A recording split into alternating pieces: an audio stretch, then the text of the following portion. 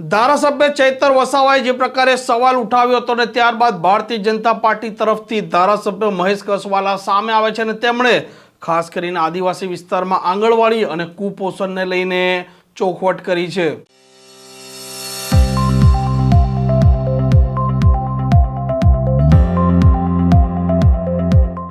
નમસ્કાર, આપ જોઈ રહ્યા છો હોટલાઇન ન્યૂઝ અને હું છું આપની સાથે તોફિક ગાંચી।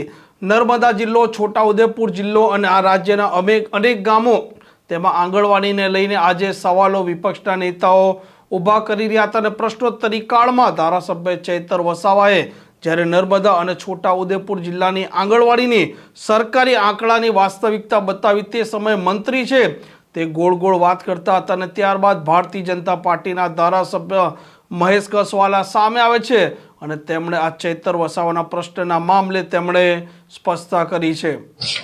જે પ્રકારે ગૃહના સભ્યોએ આંગણવાડીની ચિંતા કરી, આંગણવાડીની આડમાં સરકાર ઉપર આક્ષેપ કર્યા કે અમારા જિલ્લાના બાળકોને આંગણવાડીની સુવિધા નથી।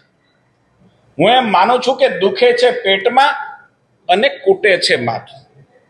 હું રાજ્ય સરકાર વતી જવાબદારી પૂર્વક કહું છું કે માનનીય સભ્યને આંગણવાડી ભાડાની છે કે સરકારી મકાનની છે એનાથી મતલબ છે કે બાળકો ભણે છે એનાથી મતલબ છે।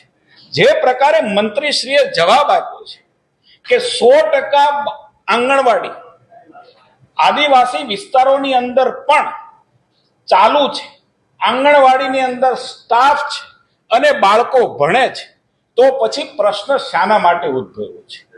હા, એ વાત સાચી છે કે કેટલીક આંગણવાડીઓ ભાડાના મકાનમાં ચાલે છે, પરંતુ આંગણવાડી છે એ ચાલે છે, આદિવાસી સમાજના બાળકો ભણે છે, ત્યાં ઇન્ફ્રાસ્ટ્રક્ચર છે, ચાહે ભાડાનું છે ચાહે સરકારે કોઈ વૈકલ્પિક વ્યવસ્થા કરી છે, પરંતુ ગરીબ લોકોના બાળકો આંગણવાડીની અંદર 100% ભણે છે એ મહત્વનું છે।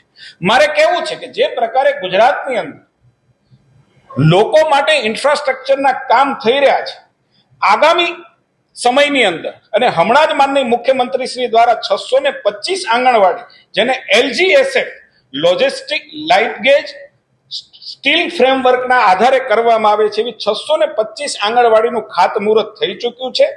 સાથે સાથે બિન પરંપરાગત પદ્ધતિથી એટલે એવા જ પ્રકારની 1100 આંગણવાડીઓ એ ટેન્ડરિંગ કક્ષાએ છે।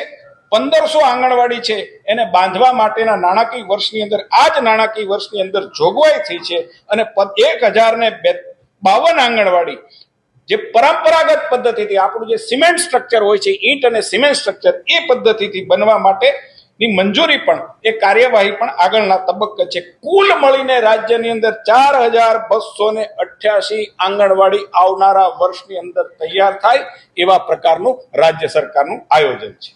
જ્યાં સુધી કુપોષિત બાળકોનો સવાલ છે, જરૂર ચિંતા ઉપજાવે એવો વિષય છે, પરંતુ મારે કહેવું જોઈએ કે જે પ્રકારે નેશનલ ફેમિલી હેલ્થ સર્વે 19-20 નો આવ્યો તો એના કરતા હાલની સ્થિતિએ જાન્યુઆરી 2025ની સ્થિતિએ જે આપણું પોષણ ટ્રેકર છે રાજ્ય સરકારનું, એના દ્વારા જો એને ટ્રેકિંગ કરીને જોઈએ તો જે 39% કુપોષિત બાળકો હતા એમાંથી આજે 20% સુધારો થયો છે। 20% બાળકો આજે કુપોષિત છે, અતિ કુપોષિત, જેને અતિ ઓછા વજન વાળા છે।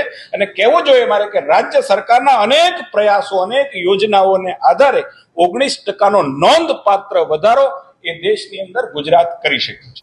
આ પ્રકારના સમાચાર, આ પ્રકારના અહેવાલ માટે હોટલાઇન ન્યૂઝની ચેનલ જોવાનું અને સબસ્ક્રાઇબ કરવાનું ભૂલતા નહીં। નમસ્કાર।